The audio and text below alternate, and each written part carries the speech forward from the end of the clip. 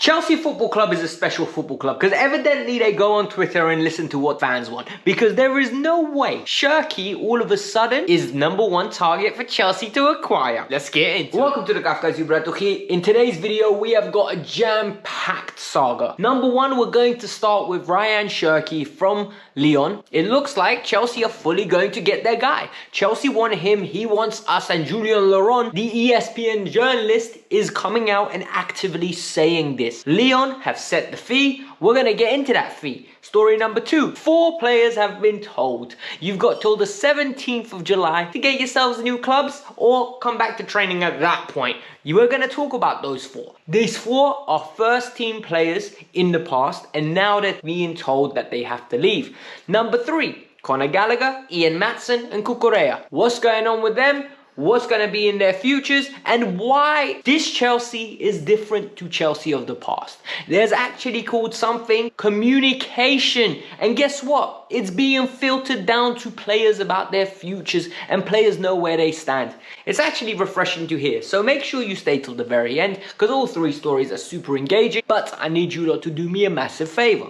I need you to hit the like button right now, because we need to hit 1,000 likes on this video. So in the comments below, let me know what number like you are, because we haven't been hitting it, so I actually know who's been supporting the channel. Number 2, subscribe.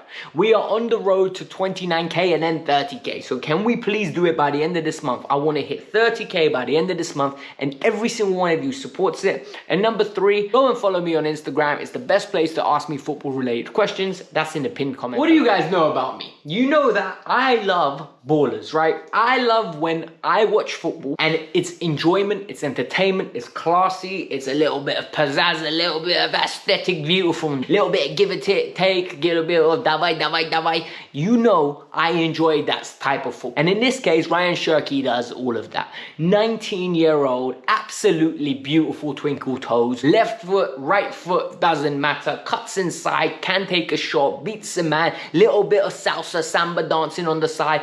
The man is on it, right? He reminds me of Eden Hazard. Nowhere near as good as Eden Hazard. Before anyone says anything, I don't disrespect Eden Hazard by comparing anyone to him in a direct way of level-wise, but a very talented individual and somebody that could grow at Chelsea. So what's been happening? Julien Laurent has come out and said that Chelsea have been actively trying to pursue this player, and an opening bid is going to be placed. The reason he's saying this is because Cherki's camp are interested in Chelsea. Cherki is interested in Chelsea. Chelsea signed his friend, Malo Gusto, and have a great relationship with Lyon. Lyon apparently wants somewhere in the region of £35 million. Cherki's currently on £63,000 a week. Chelsea can make this deal happen. This kid is absolutely phenomenal. Where would he play? A lot of you are asking. Well, he would be beautiful cover for Christopher Nkunku and good direct competition for Noni Madueke on the right hand side. And all of a sudden our forward 3, not including the number 9, is solved. We would have Mudryk and Sterling on the right hand side, left hand side, you'd have Nkunku through the middle, you'd also have cover for Noni on the right with Cherki. And that is exactly what you need. 5 players, 3 positions, and a youth team player like Omari Hutchinson or somebody that deserves it. Moreira potentially. This would be the best way, in my opinion, to build the squad. And Chelsea are actually pursuing logical squad building. Like, bloody hell, I can't believe I'm actually saying this. Chelsea are doing things with logic and reason. Yesterday, we spoke about how Romelu Lukaku basically told Chelsea, my man has no intention of coming back to the... He basically told Chelsea, look, I don't want to play for you anymore. Chelsea have told him, we don't want you to be at the club anymore. And Inter Milan said, we want a discount. So how are we going to make this work? So the reality is, Chelsea have told 4 players, resolve your future. Enough is enough. Find exit strategies for your clients, agents. You get paid enough in commissions. It's time for you to earn your money. Make sure that your players are gone. Which 4 players are they? Number 1, Romelu Lukaku. We spoke about him yesterday. Number 2, Hakim Ziyech. Hakim Ziyech's deal to Al Nassr has broken down. due to his knee issues that have popped up in the medical. The player is denying it. The club basically told him to take a 40% pay cut, 40% pay cut, and the player's refusing. He says it's unacceptable behavior, and he's angry, so now he needs to go find the solution. There are no clubs being linked with it. I've got no clue how this is going to get resolved. I'm very excited to see how this is going to get resolved, because I don't see Hakim Ziyech being part of Chelsea's plans in the future. Player number 3. Callum Hudson-Odoi. Callum Hudson-Odoi has got a ton of players that are asking for a ton of clubs looking at him. We know West Ham, Fulham, Nottingham Forest, Burnley have all actively looked at him. We know he's got suitors in Germany, and there are rumors that AC Milan could potentially be looking at a little discount deal, and Maurizio Sarri at Lazio apparently is interested if they can generate money from the Milinkovic-Savic deal to Saudi Arabia. But that's just another one. And number 4, the forgotten man, Pierre-Emerick Aubameyang. The striker that we have on our books, the striker that is not being used, and a striker that does not want to go to Saudi Arabia. He's another one that has an offer on the table but just does not want to. He wants to stay in Europe, however his wages are too high. So his agent is telling Chelsea, subsidize my guy. Give my guy the payment, a payoff, so that he goes for less wages somewhere else. And this is the mess that we got ourselves into by panic buying last year to appease Tuchel. Tuchel wanted Pierre-Emerick Aubameyang. They got him at a rush, Pierre-Emerick Aubameyang. And what happened after that? Very simple. Pierre-Emerick Aubameyang joins, a couple days later he scores a goal, and guess what? Tuchel sacked. Tuchel sacked, no longer the manager. Oh, happy days. It's actually pathetic how things have panned out, but I will say one thing. We haven't heard Ziyech or Aubameyang moan one be controversial in any way. They've been absolute professionals. We've not seen anything negative from them. I respect that in players, because a lot of players would have thrown their toys out the pram and absolutely said, I'm out of here. The final story is from an individual that is an ITK. Look, I don't care what anyone says. I count him as an ITK purely based on the fact of his accuracy. This guy is called Felix Johnson. He's on Twitter. You guys can go follow him if you want. He is great at delivering accurate early news. This guy is on the ball a lot more than most people think. I've told you guys about him before. He had the Enzo deal spot on early on. He had more clarity about Caicedo that is coming true every single day. Every day, a week, 2, 3 later, we're seeing the information he's saying in advance. He's getting it in real time. Everyone else is getting it in slow-mo.